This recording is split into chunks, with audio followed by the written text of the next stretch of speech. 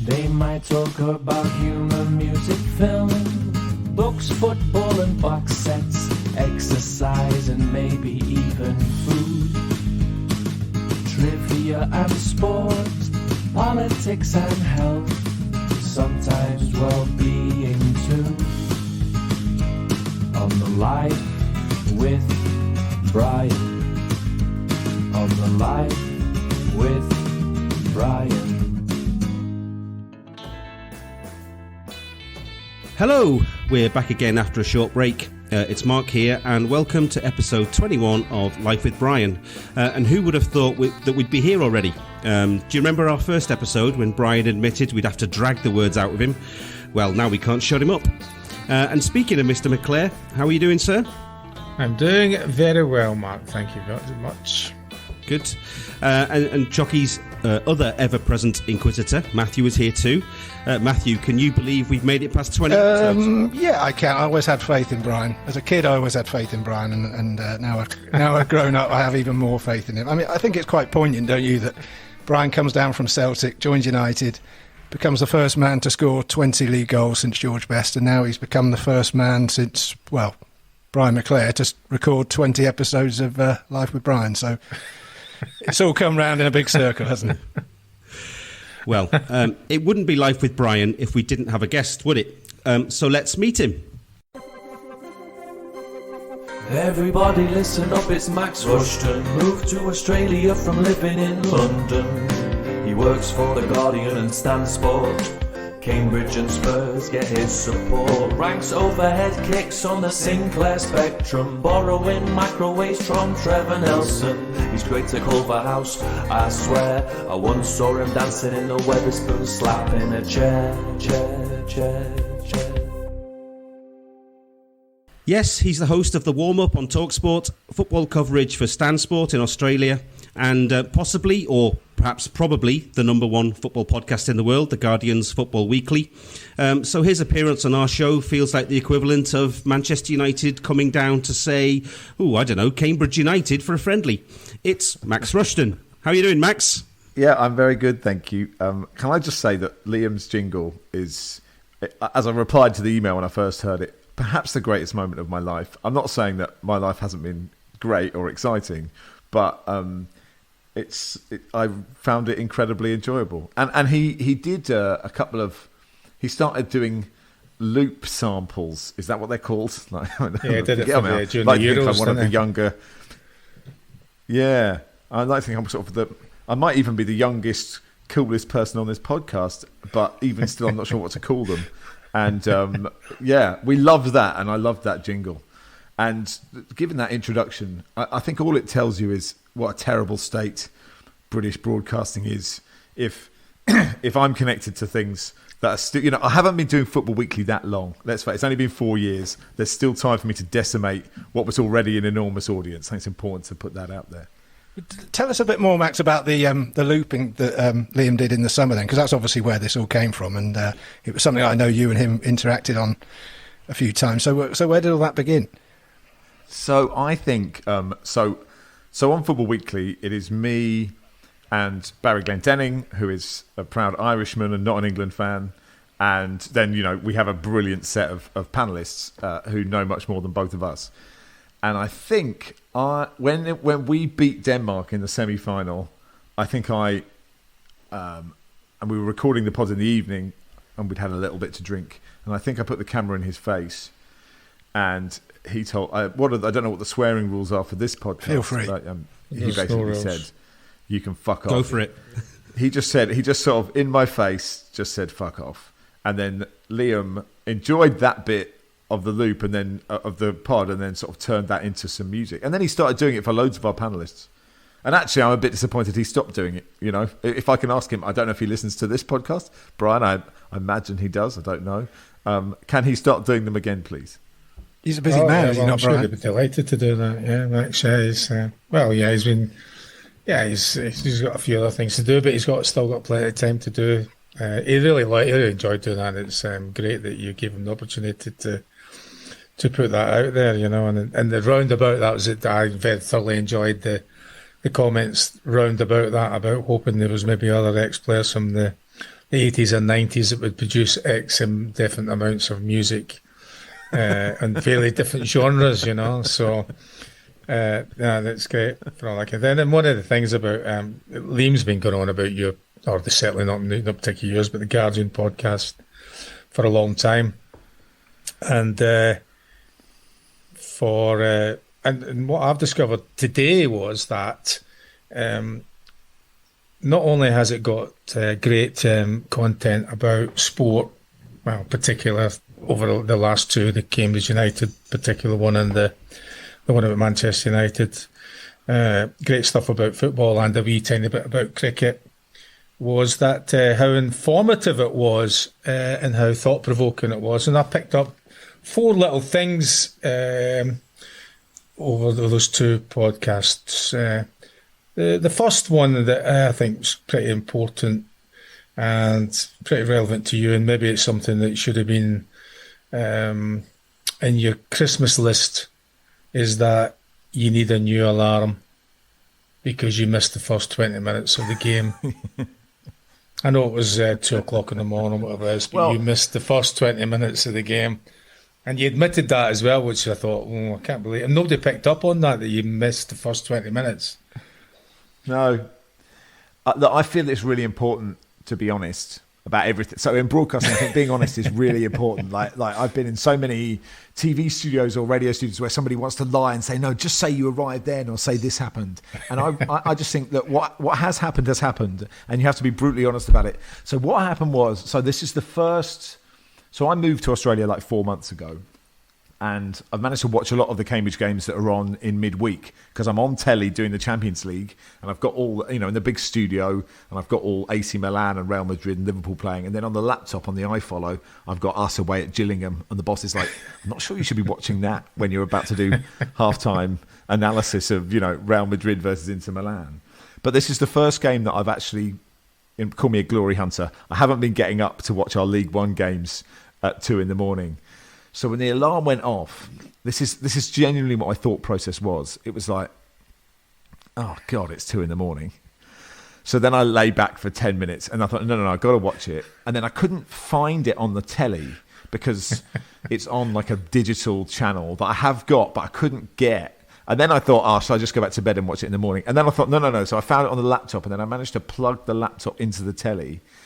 And thank God I did, because it was so good.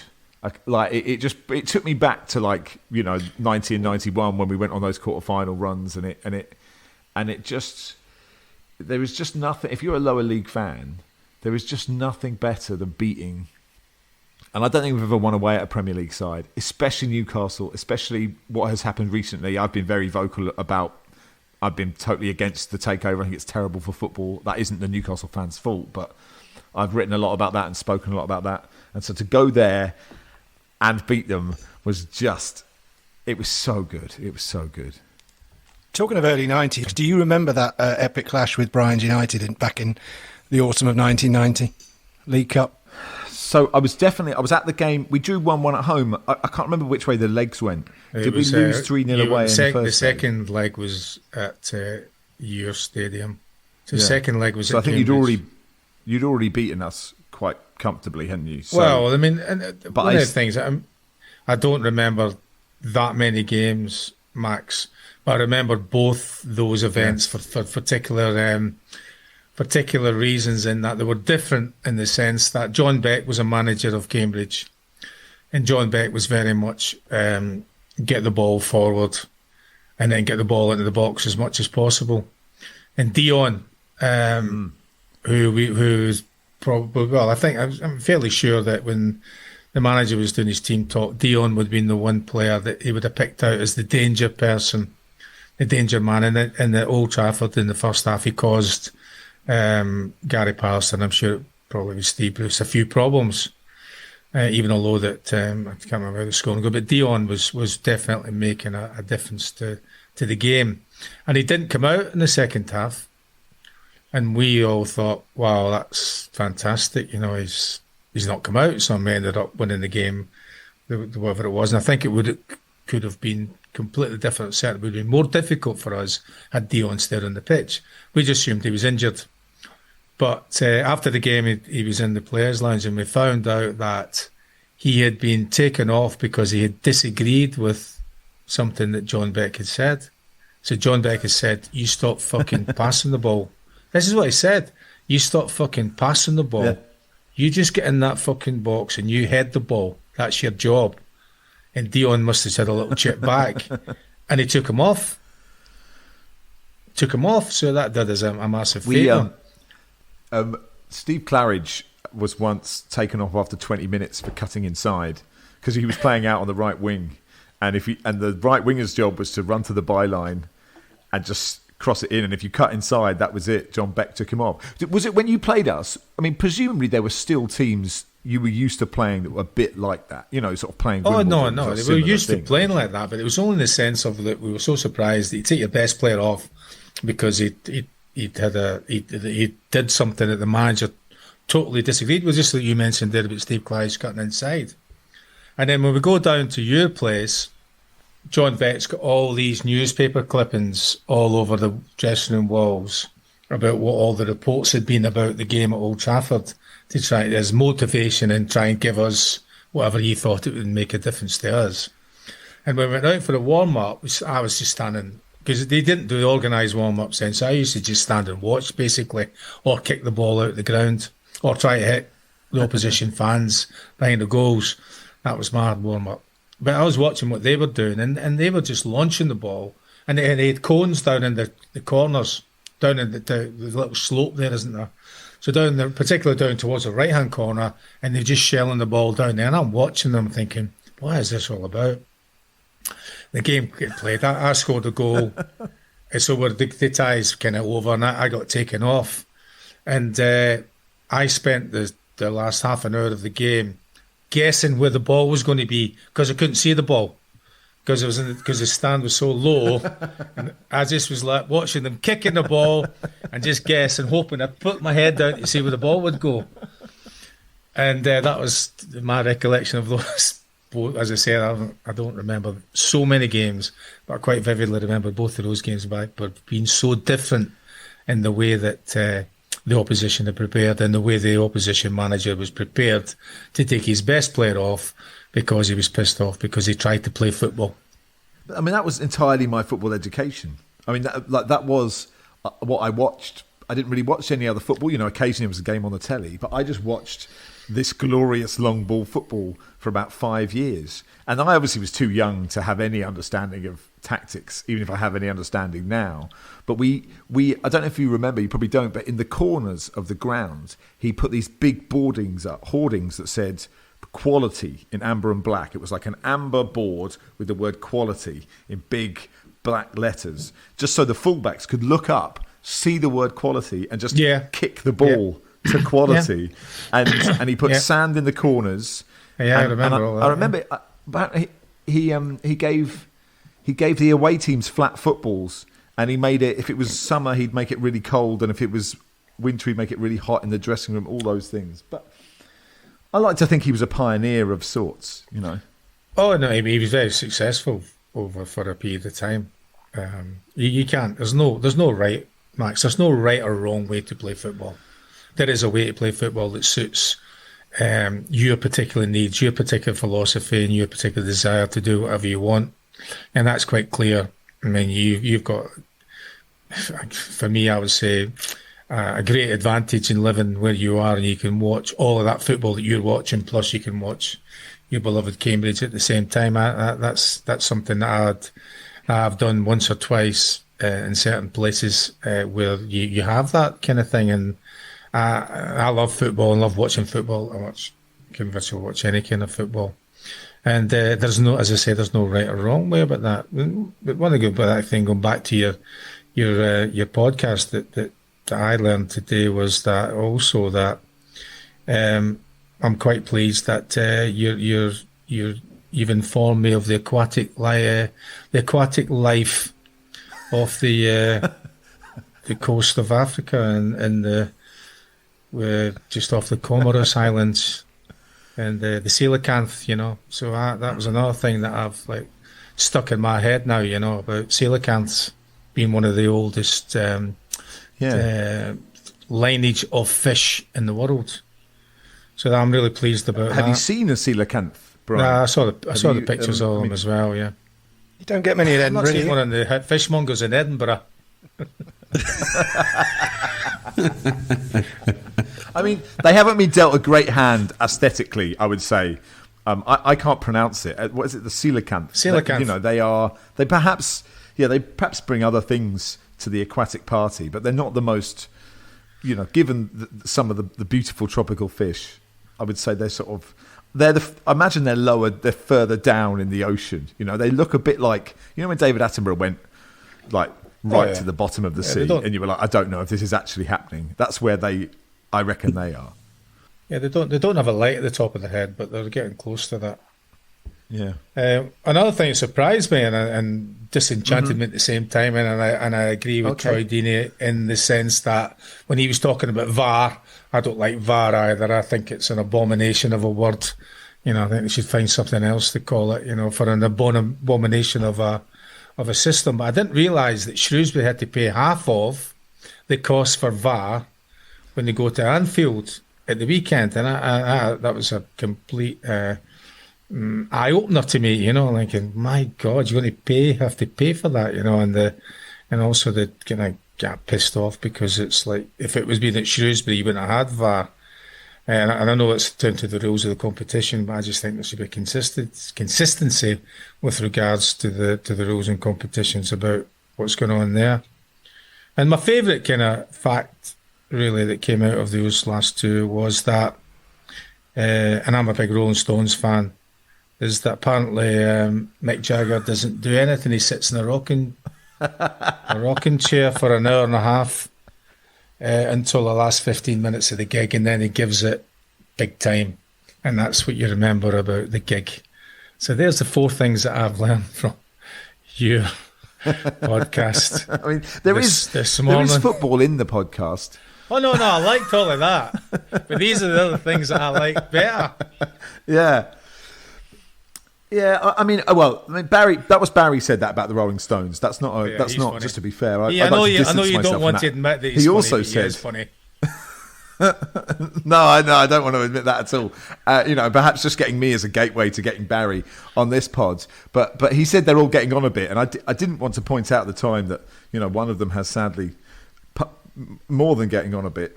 But I'd like to distance myself from what Barry said about the Rolling Stones. But do you know what? I really think that you know, there's so much football content, right? And so much of it takes so much of football so seriously when none of it really matters, you know? And what we try and do is, when something does matter, like Black Lives Matter, or we talked about the retire the chant about you know, the sort of Chelsea rent boy chant that you know, the homophobic chant that lots of fans are doing at the moment. When something really matters, we take it seriously. The rest of it, the results don't really matter. You know, they're just they're a bit of fun, really. So we try and get that balance right. And if we can get onto, you know, the aquatic life of West Africa, then I'm more than happy, basically. And so is Brian, obviously, by the sounds of it. Which is the kind of thing about that you've had.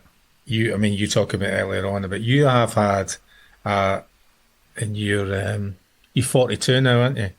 42, yeah. Yes, you have had, if all the things I've discovered about you, a very, very inclusive and amazing life, and have had unbelievable experiences.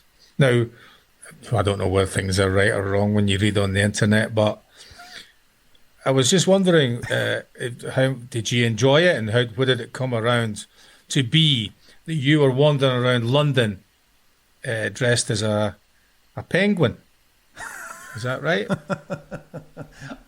It is right. So I happened to host Soccer AM during what's commonly known as the glory years. At least that's what I call them. Not many other people call those particular 7 years of it the glory years. But we used to recreate the John Lewis adverts. So we'd wait, like literally, it would be a big part of the season would be to find out what John Lewis had done. Because whatever they'd done, we'd have to recreate it shot for shot. And there was the one, if you remember, with the 2 penguins. I can't remember what happened in one of them. I think they both get presents, and it's something like that. And so as soon as that happened, you were like, oh, right, I've got a full day dressed as a penguin, sort of being driven around various places. In fact, the snowman one was actually more difficult because we didn't really have a snowman outfit. It was just like whoever was on work experience was told, can you make a life-size snowman outfit?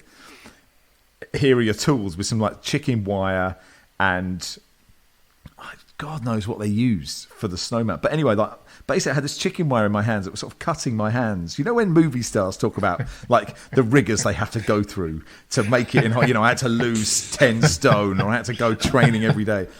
I had to dress as a snowman for 8 hours and, just stand on the Hogarth roundabout in Chiswick pointing for like a 20-minute shot. And like it took about 16 hours. But, I think quite often, like when you actually take a step back and you think, I'm getting paid to dress as a snowman, you probably just shouldn't complain, should you? You should just go, this is, all my friends have got proper jobs and I'm a snowman today, and so just crack on and enjoy it.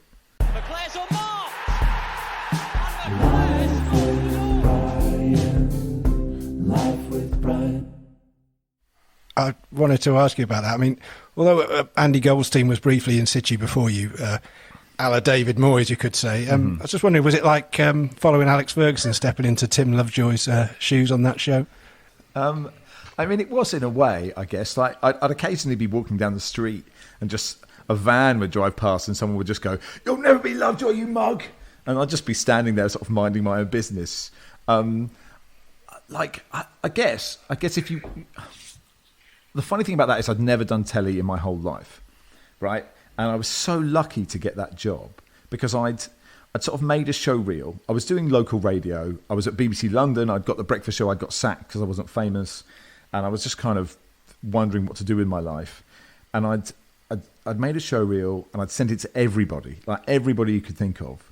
And everybody had ignored it except for the Travel Channel, who replied to tell me that I was boring. That I literally, a quote, wasn't edgy enough for the Travel Channel, which it wasn't like, Travel Man. It wasn't like, it was just somebody on telly saying 2 flights to Mallorca, all inclusive, is £682. And I'd be like, God, that really is boring. If I'm too boring for that.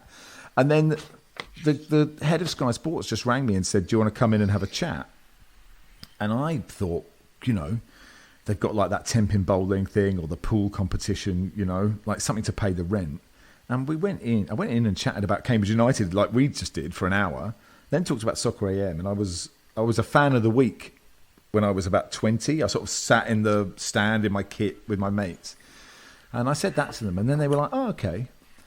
And then they said, look, we think we've got something for you. We'll give you a call in 2 months. Don't take any job. And I thought, well, I don't know what this is, but I just sort of carried on, just sort of pottering about. And then they called me in. And it was funny because on the same day that I did that, I had an audition for Blue Peter, right? And the audition for the Blue Peter is exactly how you imagine an audition for Blue Peter would be. So the timing was I went into Sky, I sat down, the head of Sky Sports looked me in the eye. Is this old? And I didn't realise how important these two guys, Vic Wakeling and Andy Melvin, have built Sky from nothing into what it is now. Basically, he's no longer with us, Vic, sadly. And he just said, "I want to talk about Soccer M. Would you like to do it?" So I had no audition, no screen test, no pilot, and I would have absolutely messed it up because I'd have been so nervous, and I didn't know what to do because I've never done TV in my life. As the first 2 years of Soccer M would show anybody. I said, "Yeah, please." And then he said, right, what else are you going to do this year? And I said, I'll just do this. So you give me, I get another, so you keep me on. He went, I'll give you a 2-year deal. It was like a Heineken advert. I was sitting there going, this is ridiculous. And then he started talking to me about Hull City, I think, had won in the playoffs. Dean Windass had scored that volley. And I hadn't watched the game. And then I was sitting there going, oh, God, I'm going to get found out now. So I was just trying to get out of the office. So I got out and I was like, okay, well, I think that's, we didn't agree personal terms because I didn't know what, I just sort of signed with an agent and I didn't know what, I had no idea if I should do it for £1 or £1 million, whatever. So I rang him and I said, I think I've just got the job, but do I have to go to Blue Peter? And he went, yeah, sure. You do have to because until something's signed, you don't know. So I went to this Blue Peter audition. And even then I was 29. I was already greying. I had like salt and pepper, not just salt like now. And I sat in this room with there were 4 other guys, all about 22, all who'd overdosed on Sunny Delight. and like these 5 girls, all sort of wearing like pigtails and like dungarees. I'm sitting there, and I woke up in the morning and I'd read what you had to bring for Blue Peter. It said, bring a prop that represents your life, right? I said, who has one of them? But years ago, a friend of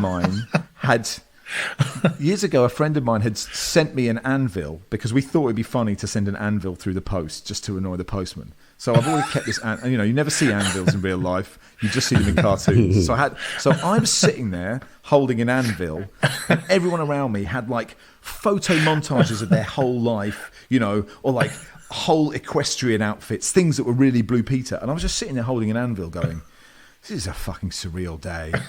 And then everyone was obviously really nervous, but I didn't want the Blue Peter job, so I was pretty relaxed. So I just sort of wandered. I was learning the history of Lego, which to present a bit on Lego, and I was been given a Super Soaker water pistol, right? So I'm holding I'm learning the history of Lego, and I'm holding a Super Soaker water pistol, and the camera just comes to me, and I just sort of like just fire it at somebody because I don't know what I'm meant to do. So I leave the Blue Peter thing, and they ring me and say, "Look, you're into the last 3. Can you come back?"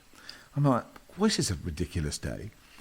So I said no, thank. We agreed the deal to do Soccer AM. And the Sky said, don't tell anybody about this because they hadn't told, the other presenters, they hadn't told the production team, whatever.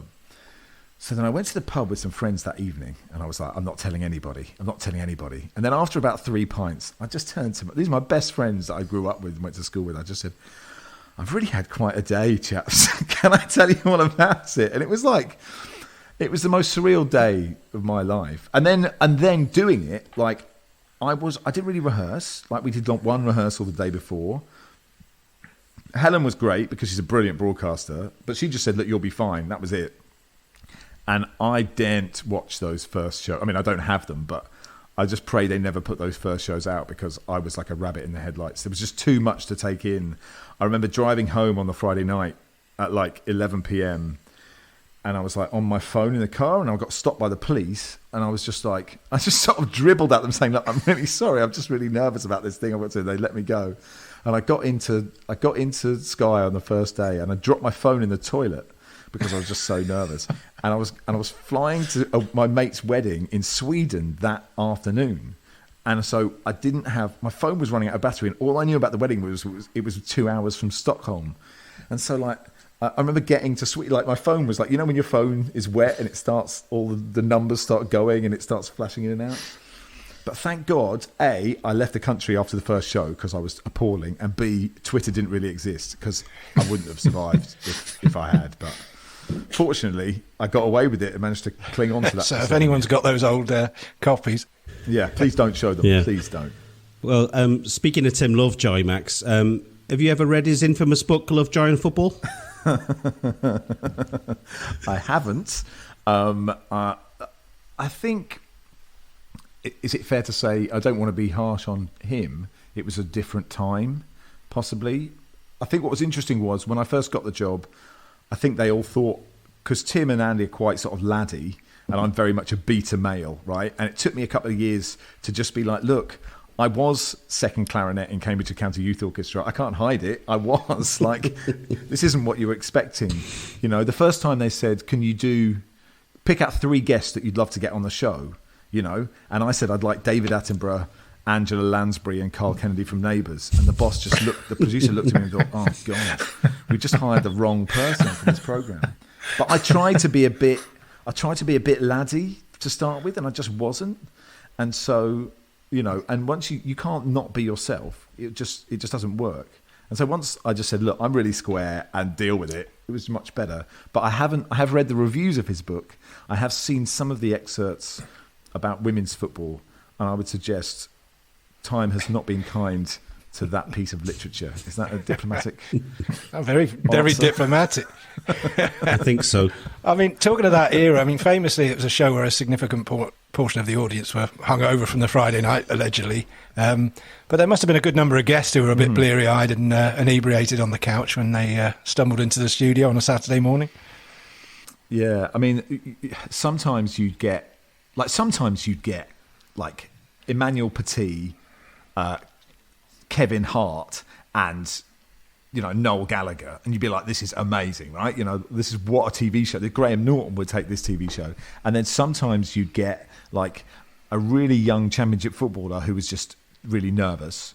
And then an indie band. And if you're an indie band, it's cool not to talk. So they'd all be wasted from the night before and just not give you any answers.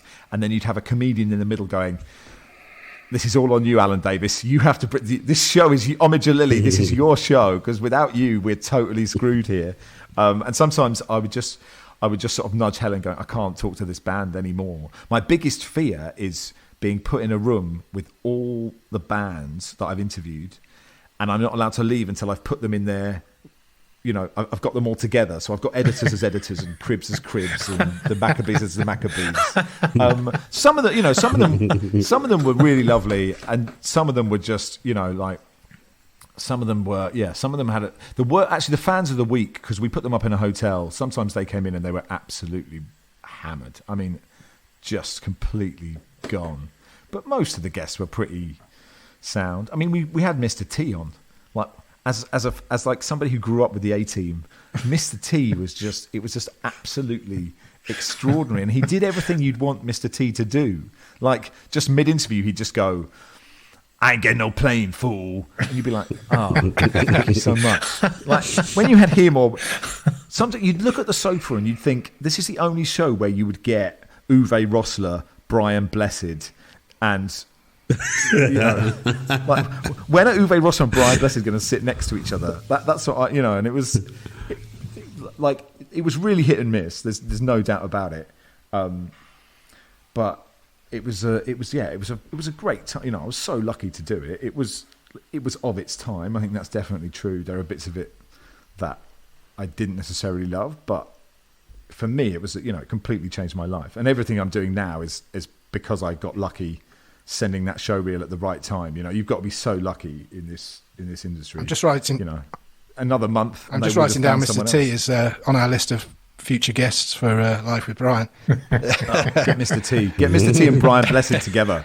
Brian Blessed. Is it a show? Do you still watch it, Max, or is it something you feel that you did and that's it? It's gone now. It's a different era. Is it?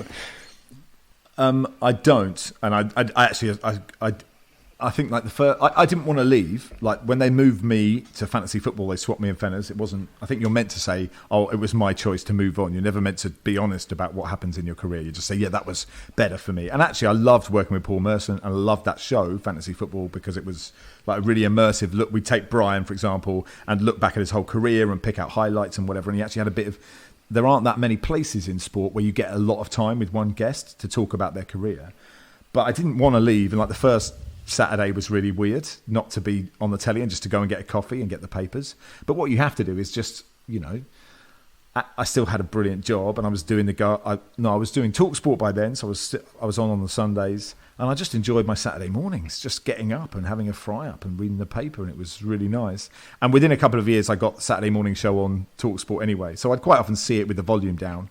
And I think. Look, it was never a huge show. Like when you're in your bubble, you think it's the only thing that's happening in the world. But Sky's audiences are never huge because it's subscription. So I think the most we ever got was about 600,000 people, and now I think it's much less because young people watch YouTube, right?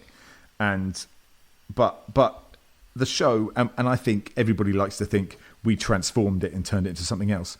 What is it? It's highlights of football. It's a few guests. It's a few jokes. You can't overthink it. And if you do, I think. It's not going to win a BAFTA. Like I'd love to win a BAFTA one day, but that isn't it. Culturally, right? It's been it's a huge part of football, isn't it? I mean, going back nearly 30 years now since that show. 25 years since that show. There's a lot of people growing up. That's all they've ever known on a Saturday morning. People of a certain age. Yeah. No, I totally agree. I mean, it's just. I suppose it's just. I think it does have a real cultural place, and actually, if we're being really honest. Baddiel and Skinner is where it came from, right? And fantasy football, and Paul Hawksby and Andy Jacobs, who do a brilliant show on TalkSport that I've worked with both of them quite a lot. They produced fantasy football, and so much of that. I mean, it's not saying it was copied, but that was sort of the forerunner, right? That culturally, what fantasy football did enabled Soccer AM to exist, I would say. And I suspect going before that, I was going to say, St. Greavesy made football made football more than just people in suits getting really po-faced and earnest about football, but just going, actually, this is meant to be fun. Let's enjoy it. I think that's probably what the trajectory is. I guess. I agree. You mentioned TalkSport there, Max. You and I don't know whether he is your sidekick or partner. I'm not sure how you want to describe him, but you and Barry Glendenning play a game called Culverhouse. Yeah. For the uninitiated, can you explain the game to us? No, I can't. I'm afraid contractually, and many people have asked for the rules of Culverhouse. Gary Lineker did the other day. I think James Tarkowski did the other day. Contractually can't give you the rules to Ian Culverhouse. But it's fair to say that Brian McClare would not be an acceptable play. You could not use Brian McClare in a game of Culverhouse. That would be instant defeat. That leads to, that's two questions in one, because I mean, without knowing the rules of the game, for those that don't know, we can't delve into why Brian wouldn't be on there. No, we can't. It's a difficult part of this podcast, but I can't. Brian could answer the question, surely. Putting Brian on the spot. Yeah, well, no, Brian wouldn't know. But it's not up to Brian. I mean, it's not. It's like Ian Culverhouse himself. That's like 42. What is the question? I mean, it's not unlike that. It's Jamie. I think you're probably right. Your wife, Jamie. Yeah, she's got a sense of humour. Where is she? She's popped up. Jamie. She's got a sense of humour.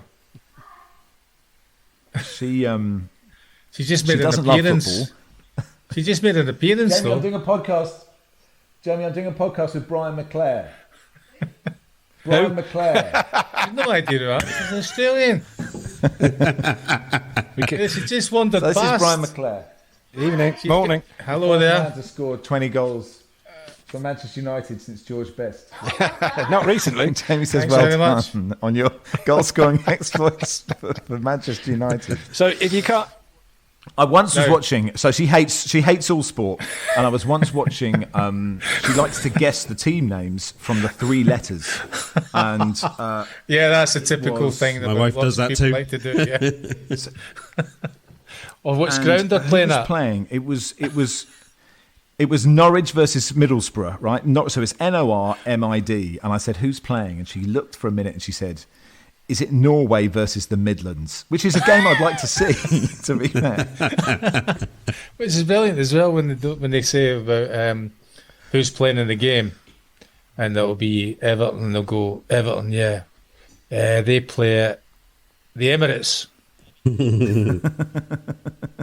Actually, I took her to...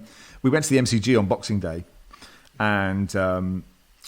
which wasn't necessarily the best day's cricket for England. It was for me. As we were walking to the MCG, I bet it was.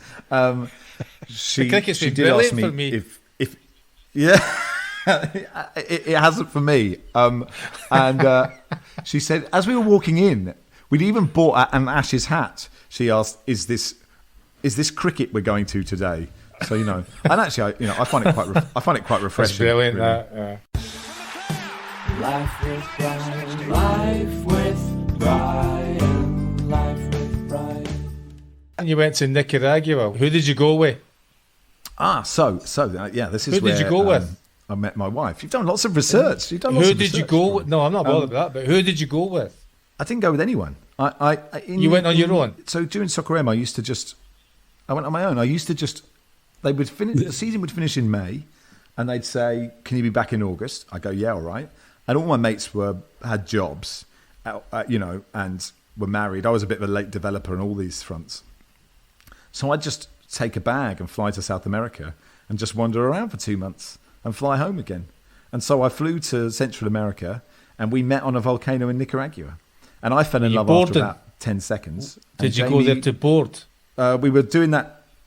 Yeah, you do boarding. that. You do that sort of boarding down a volcano. Yeah. Have you done it? No, you have. I haven't. Yeah, but why not? I did it, yeah. I mean, it was quite wet. You didn't get a lot of speed. But I fell in love after 10 seconds, and about 3 years later, I eroded her down. And now we're in the same house. But you mentioned Brian is... I know, I saw that. Famously does his research on this show.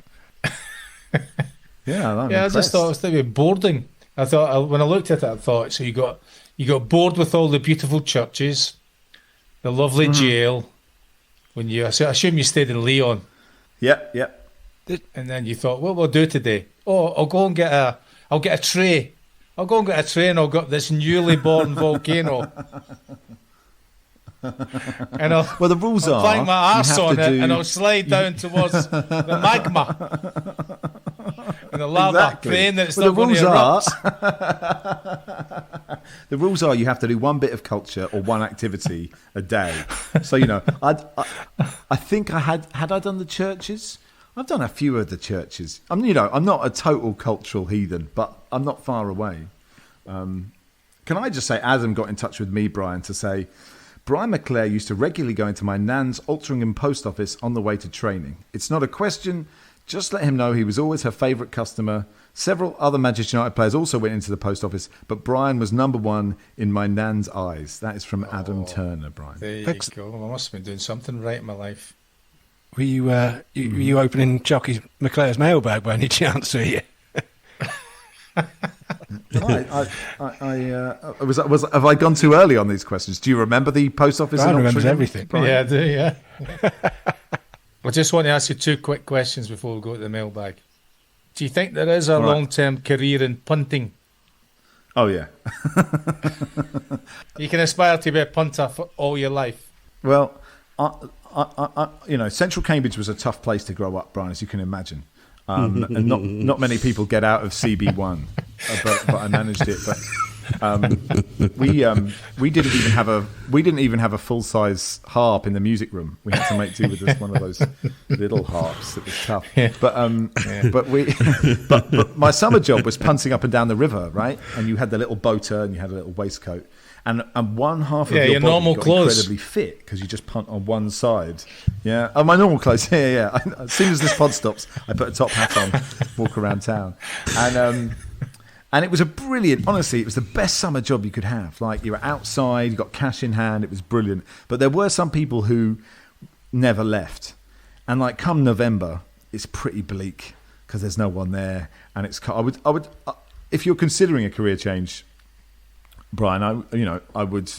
It's a long commute from Edinburgh, although the train is quite fast, isn't it? And I don't have any balance. I don't have any balance when it comes to that. There's no way I really stand on a punt. No chance.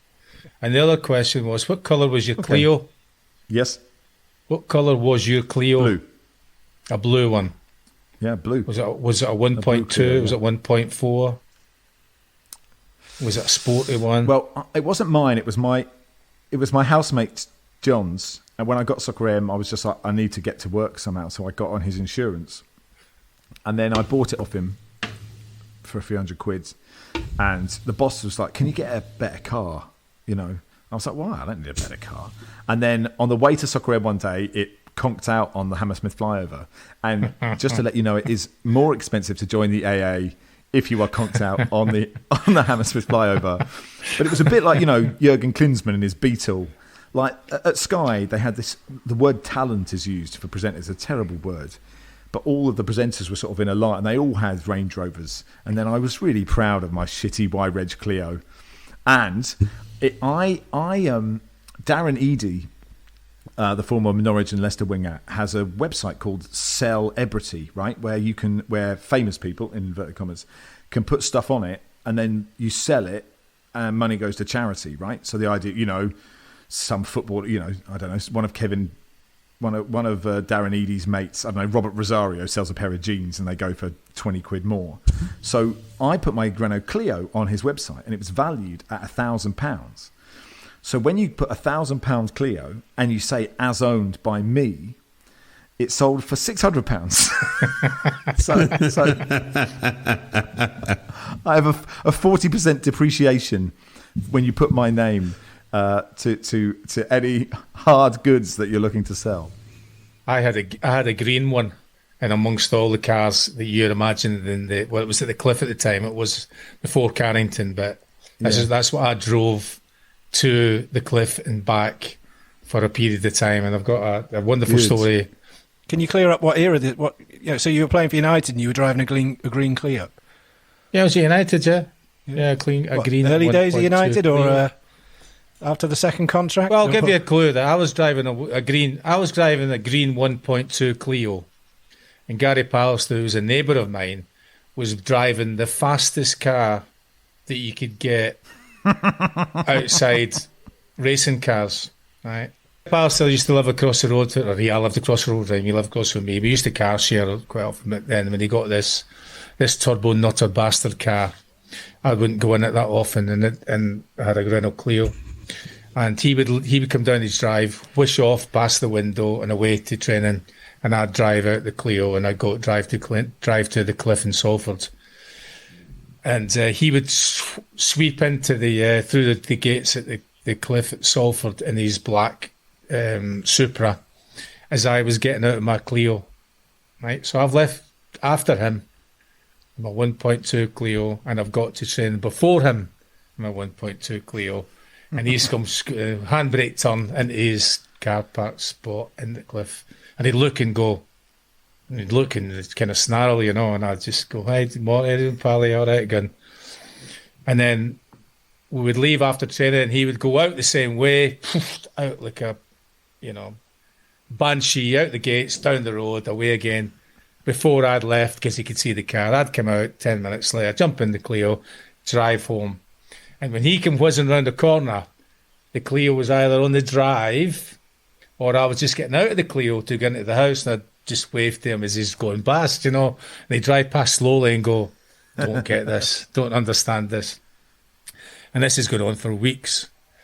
And then one day that I picked him up to go to the match or something like that, and he said, "Stop here."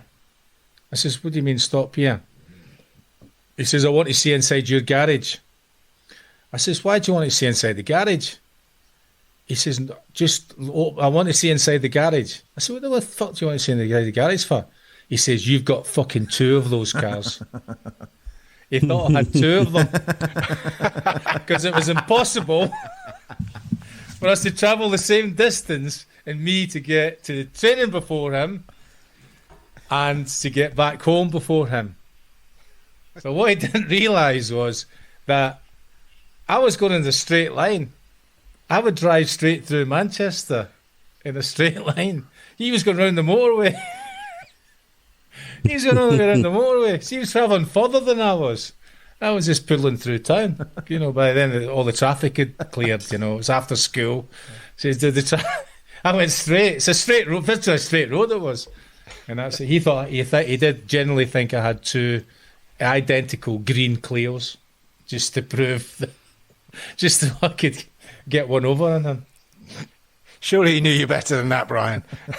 You're not going to go and buy 2 cars. No, but he did that. No, he was genuine. It wasn't. He genuinely thought I had 2 of them.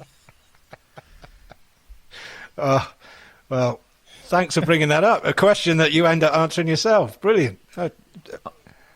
I enjoyed it, and I'm delighted to be a Clio brother of Brian McClare. That's great. I'm over the moon. Right, let's get on with this mailbag. Should have kept it. It's not worth have it now. McClare's mailbag. McClare's mailbag. McClare's mailbag. I can see your sack is positively laden with treats for us this week. What great Matthew. eyesight you got, Mark. We probably had the biggest, most bulging mailbag we've ever had on this series, number 21, as we're at now. So let's motor on through in a Clio. The first one, Tom Kennedy asks Max, did it take you long to recover from being called a twat on work experience? No, but it was really... So the first work experience I ever did was at BBC Sport Online, and I was 21, I just out of university, and I was a bit of a dick. I was just a bit cocky, and after the 2 weeks, I went into the boss's office, and he said, "Look, you can do the work's fine, everybody thinks you're a twat." And it was really good of him to do it because it was sort of heartbreaking. I thought everybody liked me and they didn't. And so it was sort of, it was a lesson in humility. And hopefully I've hidden that twattery for the following 20 years. It's not for me to say, I guess, but it was a salutary lesson. And he didn't have to tell me I was a twat. He could have just said, "See you later, off you go." And I thank the man. That is harsh, isn't it? I mean, what did you do? Did you literally go out the building that day and think, right, I'm going to change the way I am? Or, I mean, how do you react to that? No, I didn't think that, but I did think. I think a lot of people had worked hard to get to those positions, and I just sort of sauntered in and just been a bit too overfamiliar. And I think it was just a lesson in, knowing. So you just reined it in a bit and just. Yeah. Yeah, I think so. Yeah. Well, you've. Hopefully everybody in the coverage. Well, it sounded most of my teammates thought I was. Twitter is anything to go by. Most did they? Most of my teammates thought I was. Do they still? And Gary Pallister certainly. Well, most of them thought I was. So, and it just encouraged me to be more twattish, So yeah. Whereas Max, you changed be. your ways. Brian just played into their hands and probably still is to this day. No, I just behaved. Well, I remember my dad being very excited about Brian McClare having a degree. My dad was very big on education, so Well, you could, Brian. Brian, you got some news for Max's dad. Have you not? No, I haven't. You didn't. Not got any news for anybody. Oh, did you I'm not? educated. But did you not? But did you complete the degree? You're an oversharer. Well, I'm the one asking the. Do I have to tell my dad that you didn't complete your course? You can tell your dad I didn't complete my course. I chose the dark How far side. did you get? So I did 2 years. Well, 2 years, then I did another year later on, and I did a year in a diploma of football management. So I suppose 3 years of university life. But okay, so you did complete it then. My intention was always to return, but I was having too much fun being a professional football player, and then subsequently doing what I was doing, which was teaching football after I stopped playing. So I've never. And the other thing as well is I've not found anything that stimulated me enough to think that I would return to full-time education. So. I was always encouraged by my parents because they used to tell me every day that you might break your leg tomorrow. So with that encouragement, I was continued with my education. I think that if I hadn't bothered with that, I might have been a wee bit better than I was, So not that I'm complaining about that at all, But that's why I was considered to be a twat by my teammates, because I used to use them as my form of entertainment.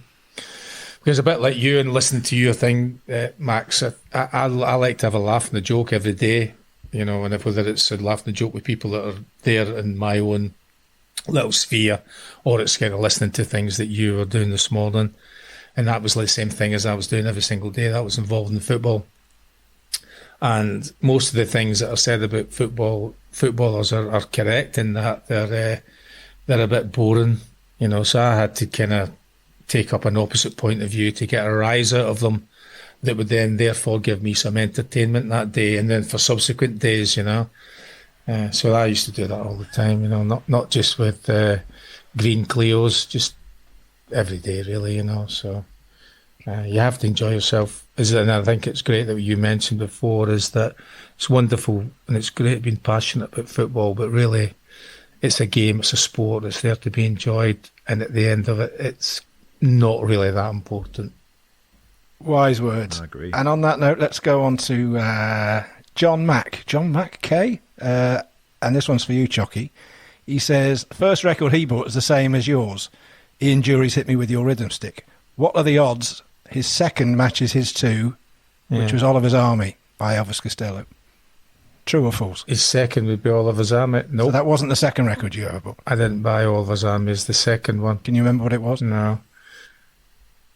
But I know that it Hit Me With Your Rhythm Stick, but I actually preferred the B-side of that, which was called There Ain't Have Been Some Clever Bastards. I liked that better because at the time there wasn't many things that would be available in any kind of media where there was swearing in it, swearing of that degree. Okay. Kev Robinson wants to know which of your 96 assists were your favourites. Obviously referring to the Beckham goal from inside his own half and Cantona's audacious chip. So which one of those famous assists did it for you? I'd rather not have any of them. Really? So I would rather obliterate them or obliterate the celebrations. I wouldn't mind it just passing the ball and then leaving the scene because, that's become my career, jumping on David Beckham's back and giving Eric a little man hug after he's chipped the ball over the Sunderland goalkeeper. So I think I should have just, deferred, just passed the ball and went backwards. I would have preferred that, I think. So I don't have a. I like that. I kind of prefer. I don't prefer. I like the Davids one because when I came on as sub and the manager told me that close the game down. The game's finished. Keep the ball, keep it tidy, keep it, and I passed the ball all of. Oh, I don't even think it reached 12 inches to David. And as soon as I could see his body shape, that he was going to shoot from just inside our half, and all I could think about was, I'm going to get a almighty bollocking from the manager because he told me to close the game down and keep it tight, and there's this fucking knobhead shooting from the halfway line, and I would be the one that'd be responsible for that because I'd given him the ball. I should have known better because I know how his brain works, and that's all I could think about was, great. I'm only on the pitch a minute, and I'm going to get the first hair dryer as we leave the pitch. I'd say this whole sort of nostalgia of the Premier League thing, what is it, 25 years, 30 years, whatever the anniversary is now, I'd say you're probably as famous as you've ever been because of that Cantona celebration. Although, is it me, or are they trying to clip you out of that more and more? Every time I see that goal and it cuts to Cantona wheeling round after the ball. Good.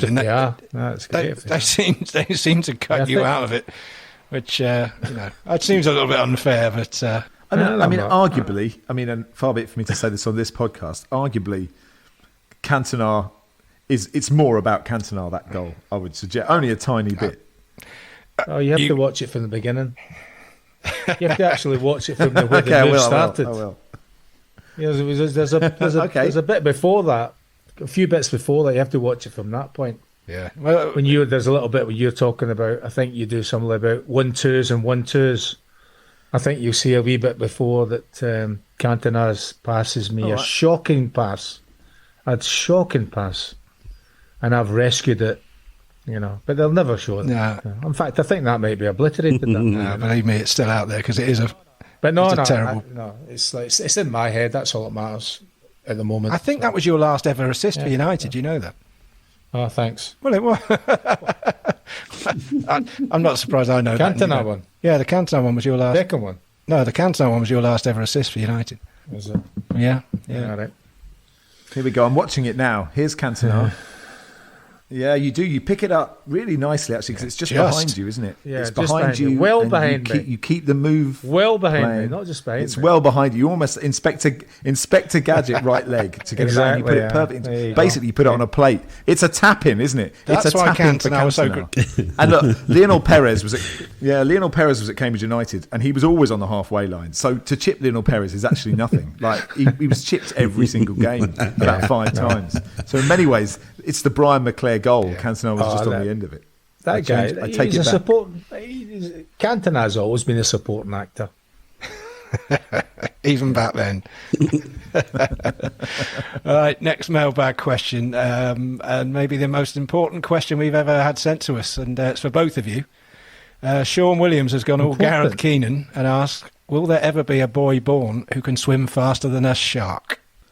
Oh, here we go. You can go first. Do you know what? I'll tell you.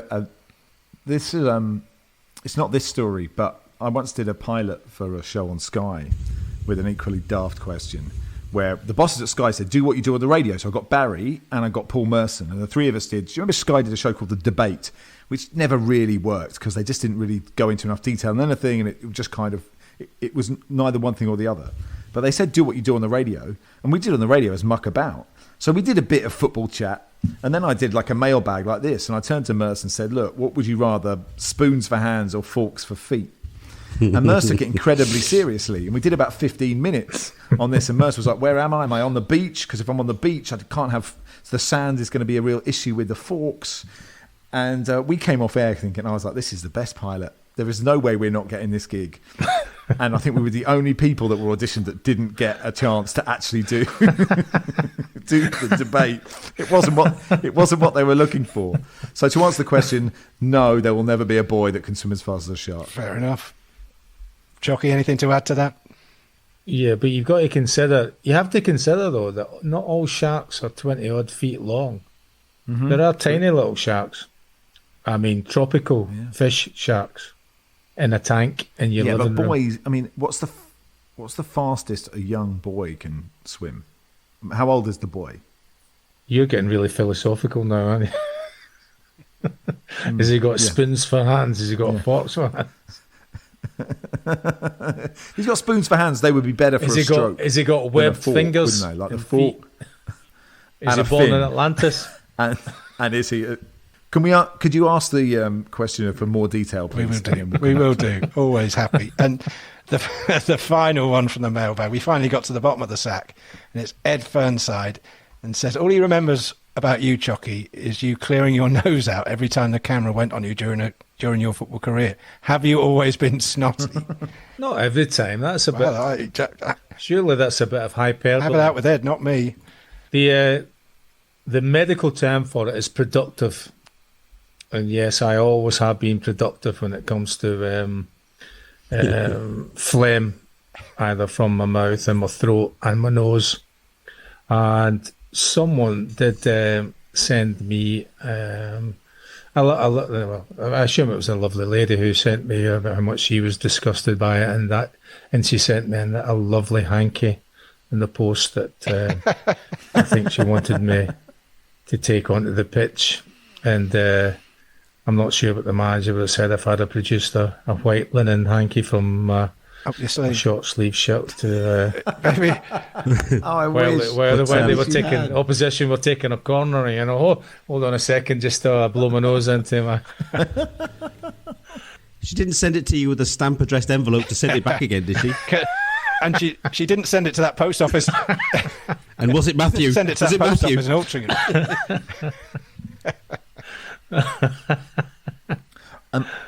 I have a question from Pill Malone, if I'm allowed. It's not official mailbag, of course, I guess.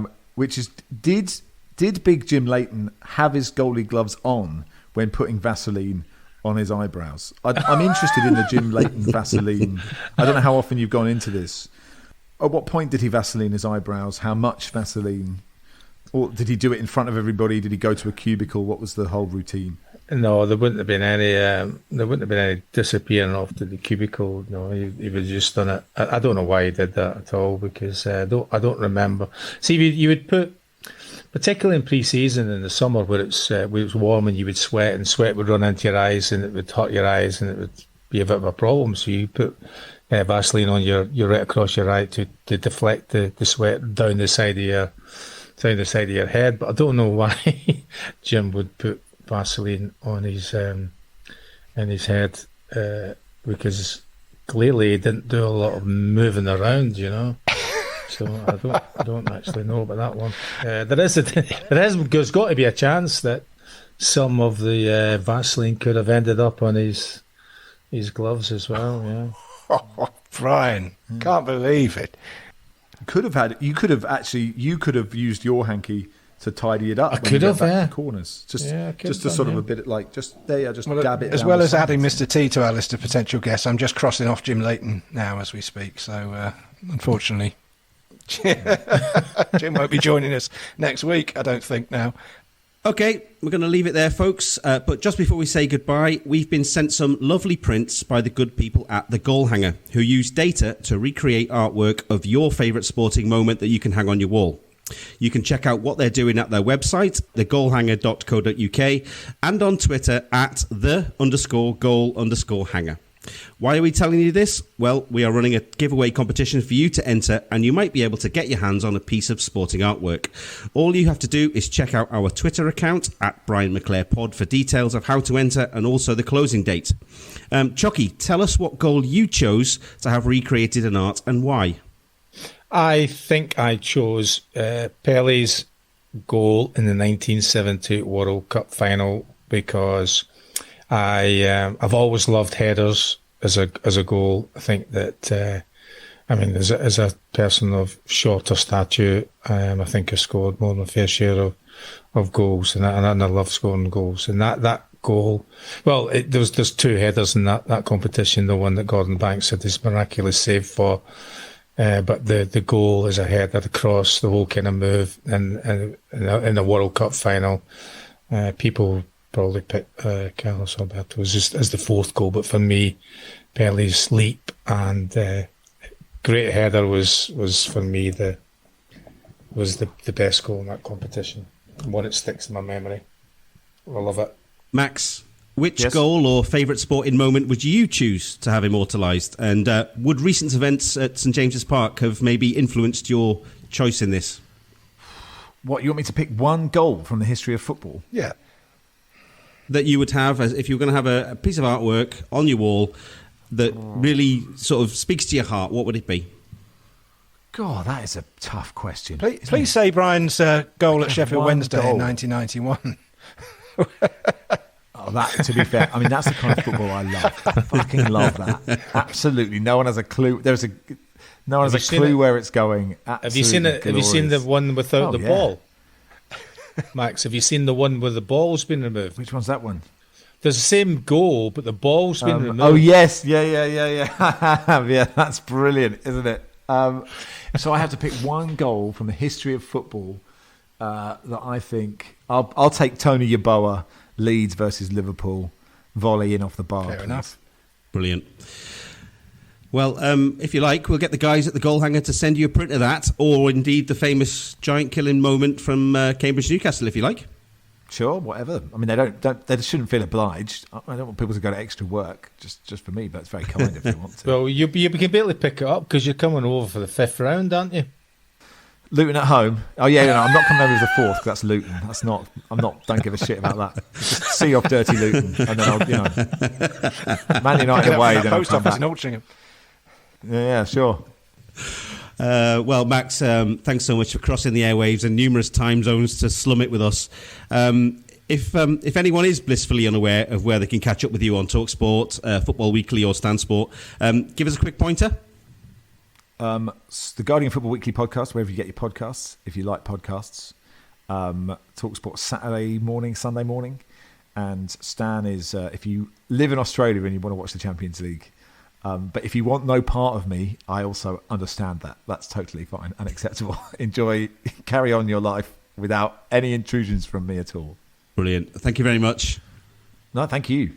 Chucky and Matthew, thanks, boys. Do you reckon we're going to squeeze another 20 odd of these out? Be more than happy to. As long as Brian's got the time. To keep following us, if you do so already, then you know where we are. But for anyone new here, we are at Brian McClare Pod on Twitter for general chit-chat and questions for Brian via the hashtag AskJockey. And you'll find us on all the major podcast providers, Apple, Spotify, Google, Acast, and also YouTube, where we post some of our favourite clips from each episode. Thanks for listening. We're out of here. Bye for now. Life with Brian. Life with Brian. Talking films or music. Life with Brian. Talking TV and food. Life with Brian. Talking trivia and exercise. Life with Brian. It's different every episode. Life with Brian. Talking politics and football. Life with Brian. It's different every